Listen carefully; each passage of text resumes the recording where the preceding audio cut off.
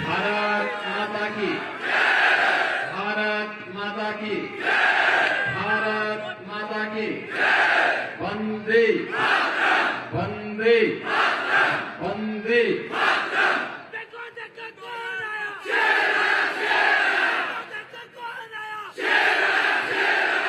देवभूमि हिमाचल को आज नमन करने का एक बार फिर से मुझे सौभाग्य प्राप्त हुआ है। हरोली विधानसभा क्षेत्र के आप सभी मतदाता भाइयों बहनों का मैं इस अवसर पर हृदय से अभिनंदन करता हूं। मंच पर उपस्थित भारतीय जनता पार्टी के लोकप्रिय प्रत्याशी प्रोफेसर राम कुमार जी, मंडल के अध्यक्ष श्री गुरविंद्र गोल्डी जी, उत्तर प्रदेश आगरा से यहां पर चुनाव की दृष्टि से आप सबके सहयोग के लिए यहां पर उपस्थित श्री भानु प्रताप चौहान जी, जिला महामंत्री श्री अर्जुन सिंह जी, महिला मोर्चा की अध्यक्ष श्रीमती संजुता दिगी टीवी जी, श्री मनोहर लाल शर्मा जी, रजनी मनकोटिया जी, श्रीमती निमिषा मेहता जी, श्री हंसराज जी, सुभाष शर्मा जी, टीएस जायसवाल जी और भारी संख्या में यहां पर उपस्थित विधानसभा क्षेत्र से जुड़े हुए सभी भाइयों बहनों, मैं उत्तर प्रदेश से यहां पर आया हूं। भगवान श्री राम की पावन धरा, भगवान श्री कृष्ण की पावन जन्म और लीला की भूमि और बाबा विश्वनाथ का धाम, मां गंगा और यमुना का आशीर्वाद जिस प्रदेश को सतत मिलता है, उस उत्तर प्रदेश से आपके बीच में आप सबसे अपील करने के लिए मैं आया हूं। भाइयों बहनों, उत्तर प्रदेश को पिछले 5.5 वर्ष के अंदर आप सबने बदलते हुए देखा। आज से 5.5 वर्ष पहले उत्तर प्रदेश एक बीमारू राज्य था। वहां न सड़क थी, न बिजली थी। बहुत सारे जनपदों में तो टैंकर से पानी पहुंचाना पड़ता था और सरकार के पैरेलल माफिया और अपराधी सत्ता में हावी थे, व्यवस्था पे हावी थे। बहन बेटियों की इज्जत सुरक्षित नहीं थी, नौजवानों को नौकरी नहीं मिलती थी, किसानों को उनकी उपज का दाम नहीं मिलता था। लेकिन प्रधानमंत्री मोदी जी के मार्गदर्शन में विगत 5.5 वर्ष के अंदर उत्तर प्रदेश के अंदर जो परिवर्तन हुआ है, आज उत्तर प्रदेश बीमारू नहीं, एक देश की नंबर 2 की अर्थव्यवस्था बनने की ओर अग्रसर है। और यही नहीं, आज वह विकसित राज्यों की श्रेणी में आकर के खड़ा हो गया है। आज वहां एक भी माफिया और संगठित अपराध नहीं है, कोई दंगा नहीं, जबकि उत्तर प्रदेश के अंदर 6.5 करोड़ मुस्लिम आबादी है। कोई दंगा नहीं है वहां, पर्व और त्योहार शांतिपूर्ण तरीके से मनाए जाते हैं। और भाइयों बहनों, जो आप सबकी हार्दिक अभिलाषा थी, अयोध्या में भगवान राम के पावन जन्मभूमि पर उनका भव्य मंदिर का निर्माण हो, वह कार्य भी आज पूरा हुआ है।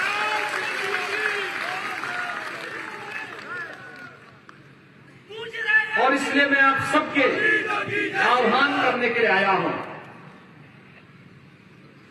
कि हिमाचल तो देवभूमि है, देवभूमि पर आकर के हर व्यक्ति शांति की अनुभूति करता है।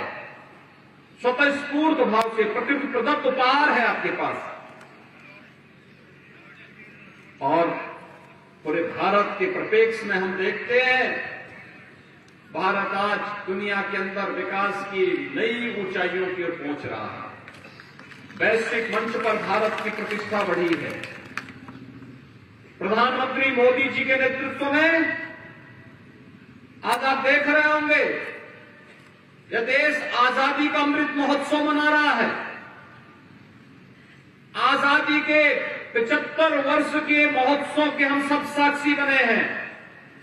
15 अगस्त 1947 को कांग्रेस के कारण हो सकता है कि हर घर में तिरंगा न पहना हो, लेकिन आजादी के 75 वर्ष पूर्ण होने पर प्रधानमंत्री मोदी जी के आह्वान पर हर घर में भारत के आन मान शान का प्रतीक तिरंगा फहराया गया। जिस ब्रिटेन ने 200 वर्षों तक हम पर शासन किया था, आज उस ब्रिटेन को पछाड़ करके भारत दुनिया की 5वीं अर्थव्यवस्था बन चुका है। और ये महज संजोगी नहीं है, भारतीय मूल का व्यक्ति आज ब्रिटेन का प्रधानमंत्री भी बन गया है। और भाइयों बहनों, इसीलिए आप सबका आह्वान करने के लिए मैं आया हूं। वैश्विक मंच पर आज भारत की प्रतिष्ठा बढ़ी है। दुनिया के अंदर कोई ऐसी चुनौती नहीं जो भारत के बगैर जिसका समाधान हो सकता है। एक और वैश्विक मंच पर भारत का बढ़ता दबदबा और दूसरी तरफ भारत की सीमाओं की सुदृढ़ होती हुई स्थिति। हिमाचल के नौजवान रणबांकुरों ने अपने जीवन की प्रवाह के बगैर मातृभूमि की रक्षा के लिए अपना सर्वस्व न्यौछावर करने में कभी कोई कोताही नहीं की। और यही कारण है आज प्रधानमंत्री मोदी जी के नेतृत्व में भारत की सीमाएं सुरक्षित हैं। जो दुश्मन पहले भारत के अंदर आकर के आतंकी घटनाओं को अंजाम देते थे, आज भारत के अंदर वे नहीं आ सकते, लेकिन उनकी माद में, उनके घर में घुस करके भारत का बहादुर योद्धा, वीर योद्धा वहां जाकर के कहीं सर्जिकल स्ट्राइक और कहीं एयर स्ट्राइक करके उनको ठिकाना लगाने का काम भी करता है। भाइयों बहनों, मैं आपसे पूछना चाहता हूं, भारतीय जनसंघ की स्थापना काल से एक नारा चलता था, एक देश में 2 प्रधान, 2 निशान और 2 विधान नहीं चलेंगे। कांग्रेस ने देश में आतंकवाद की जड़ को पैदा करने के लिए कश्मीर में धारा 370 लगाई थी और कश्मीर में धारा 370 पूरे देश को आतंकवाद का दंश दे दी है। प्रधानमंत्री मोदी जी को जैसे अवसर मिला, कश्मीर से धारा 370 समाप्त करके कश्मीर, जम्मू कश्मीर को भी भारत का ही गणराज्य का हिस्सा वैसे ही बना दिया जैसे हिमाचल है, जैसे पंजाब है, जैसे हरियाणा है। आज हिमाचल का नौजवान चाहे तो जम्मू कश्मीर में जाकर के अपनी जमीन खरीद सकता है, वहां मकान बना सकता है, वहां अपने लिए सब कुछ कर सकता है। लेकिन कांग्रेस ने अधिकार छीना था अपने स्वार्थ के लिए, अपने वोट बैंक को बनाए रखने के लिए। लेकिन भारतीय जनता पार्टी के नेतृत्व की, मोदी जी के नेतृत्व की सरकार ने अधिकार आपको दिया। क्या कश्मीर से धारा 370 कांग्रेस हटा पाती? मैं पूछना चाहता हूं, क्या कांग्रेस हटा पाती? क्या अयोध्या में राम मंदिर का निर्माण कांग्रेस करा पाती? और भाइयों बहनों, क्या ये एयर स्ट्राइक और सर्जिकल स्ट्राइक कांग्रेस का नेतृत्व कर पाता? भाइयों बहनों, जब कांग्रेस न आपको सुरक्षा दे सकती है, न सम्मान दे सकती है, न विकास करा सकती है, तो फिर कांग्रेस को हमें चुनना ही क्यों है? याद करिए,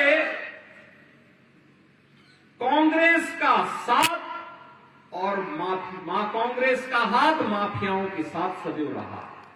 माफिया, हर प्रकार का माफिया, भाइयों बहनों, वह ड्रग का माफिया हो, वह पशु माफिया हो, वह खनन माफिया हो, वह भू माफिया हो, वह वन माफिया हो, ये जितने भी माफिया हैं, कांग्रेस का उससे बहुत नजदीक का संबंध है। और अपने शासनकाल में कांग्रेस ने यही किया है। आपने देखा होगा टेलीविजन में वो दृश्य, जब उत्तर प्रदेश में जब हमारी सरकार आई और वहां के माफिया भागने लग गए, तो एक माफिया ने पंजाब में आकर के कांग्रेस की सरकार की यहां शरण ली थी और मैं सुप्रीम कोर्ट तक लड़ा था, फिर उस माफिया को यहां से वापस उत्तर प्रदेश में लेकर के गया था। और भाइयों बहनों, मैंने कहा जब इसने अत्याचार उत्तर प्रदेश में उत्तर प्रदेश की जनता और व्यापारियों पर किया है, तो ऐसो आराम यहां कैसे कर सकता है? कांग्रेस शासन में यहां कैसे कर सकता है? इसको तो वहीं सड़ना चाहिए और इसके लिए वही कार्रवाई होगी। और हम लोग उसको लेकर गए तो सुप्रीम कोर्ट तक एक लंबी लड़ाई हम लोगों ने लड़ी थी।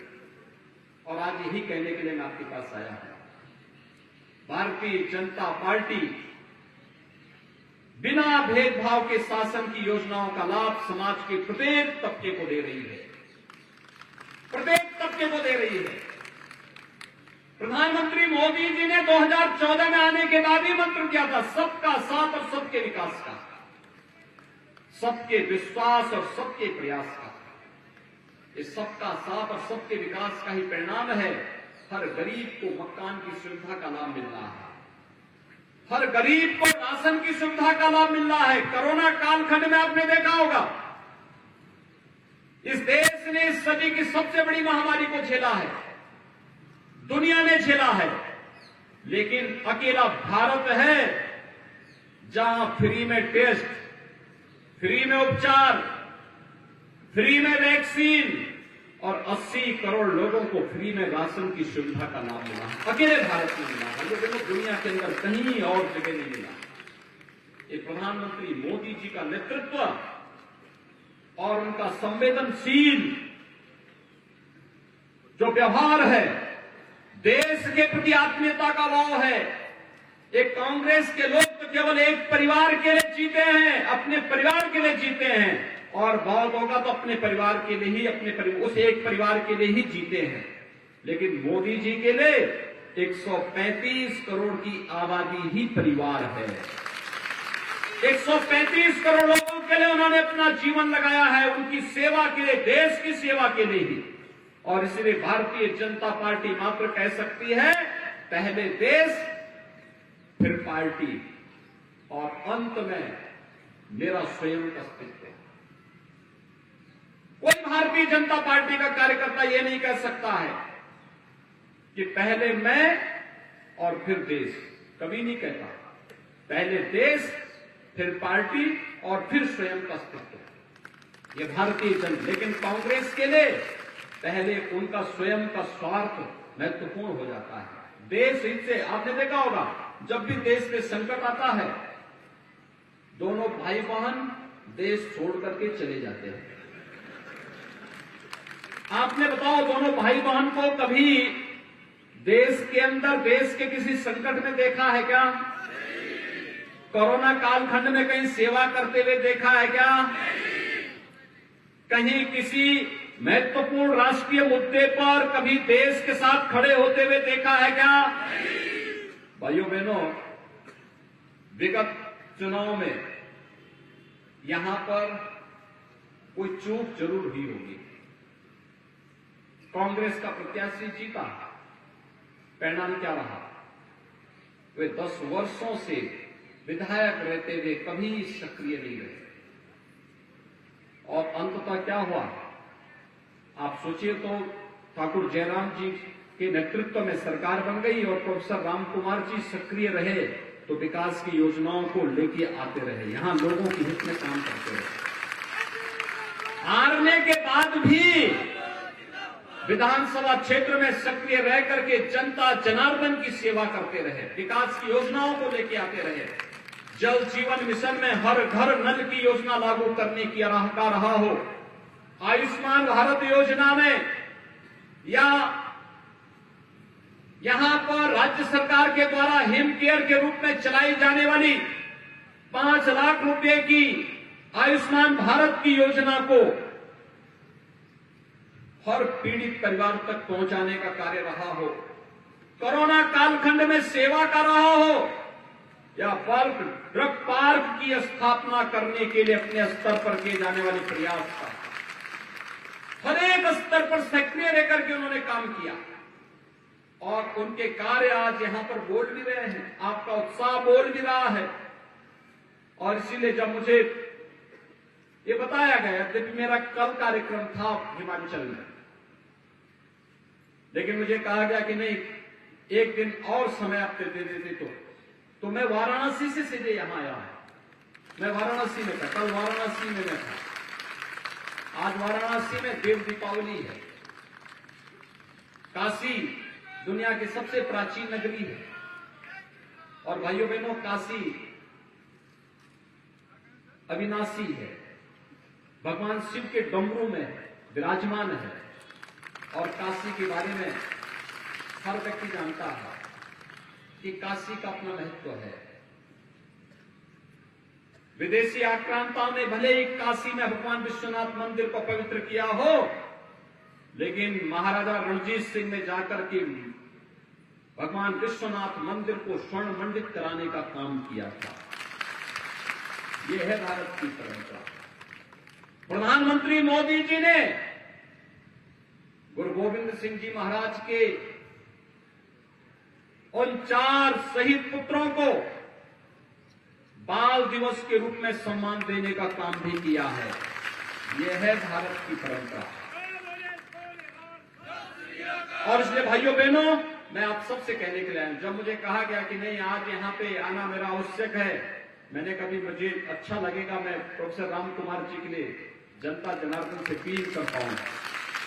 और मेरी आप सबसे अपील है भाइयों बहनों, न कांग्रेस देश को सम्मान बढ़ा सकती है, न देश की सीमाओं की सुरक्षा कर सकती है, न देश की आंतरिक सुरक्षा को सुदृढ़ बनाए रख सकती है, न विकास के ही कार्यक्रमों को आगे बढ़ा सकती है, न गरीब कल्याणकारी योजनाओं को ही आगे बढ़ा सकती है, और न सुख दुख में आपके सहभागी ही बन सकती है।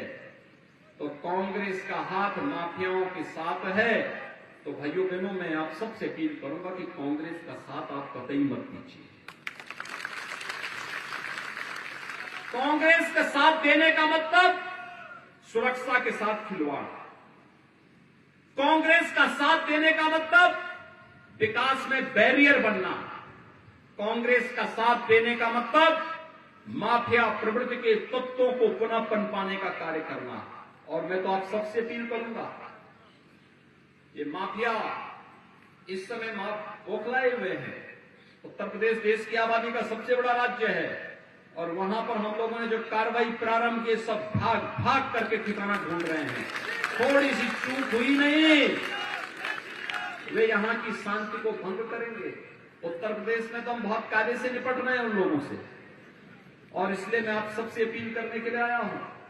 हमारा दायित्व बनता है इन माफियाओं को अपने यहां भी ठोर ठिकाना बनाने नहीं देंगे, कतई नहीं बनाने देंगे। और इसलिए भारतीय जनता पार्टी हिमाचल के लिए आवश्यक है। हिमाचल प्रदेश भारतीय जनता पार्टी के लिए इसलिए भी महत्वपूर्ण है। विगत 5 वर्ष के दौरान ठाकुर जयराम जी के नेतृत्व में, प्रधानमंत्री मोदी जी के मार्गदर्शन में, माननीय जेपी नड्डा जी के मार्गदर्शन में हिमाचल प्रदेश ने एक नई ऊंचाइयां प्राप्त की हैं। और भारतीय जनता पार्टी संगठन का नेतृत्व भी हिमाचल प्रदेशी नड्डा जी के नेतृत्व में वर्तमान में कर रहा है। इसलिए भाइयों बहनों, सम्मान का विषय होना चाहिए आपके लिए। और यही नहीं, केंद्र सरकार के सबसे युवा चेहरा श्री अनुराग सिंह ठाकुर भी इसी प्रदेश के निवासी हैं और उन्हीं का संसदीय क्षेत्र भी है। सबसे युवा चेहरा है। विकास और खेलों के प्रति, युवाओं के प्रति उनकी रुचि जग जाहिर है और इसलिए मैं आप सबसे अपील करने के लिए आया हूं कि भाइयों बहनों, आप सबसे मेरी अपील है कि हिमाचल प्रदेश को देवभूमि के रूप में प्रतिष्ठित करने का जो अभियान है, इस अभियान की हम सब साक्षी बने और इस अभियान के साथ मिलकर के फिर से भारतीय जनता पार्टी नेतृत्व की सरकार मजबूती के साथ हिमाचल प्रदेश में गठित हो। इसके लिए प्रोफेसर राम कुमार जी को भारी बहुमत से विजयी बना करके आप यहां से चुनाव जिता करके भेजिए। 12 नवंबर को आप सहमत हैं? यद्यपि राम कुमार जी 5 साल सक्रिय रहे, लेकिन चुनाव नामांकन के बाद घर घर जाना कठिन होगा। आप सभी से अपील करूंगा कि राम कुमार बनकर के उनके प्रतिनिधि के रूप में घर घर से मतदान करने के लिए आप अपील करेंगे? सभी लोग सहमत हैं? तो मेरे साथ बोलेंगे, भारत माता की, भारत माता की, भारत माता की जय श्री राम, जय जय श्री राम।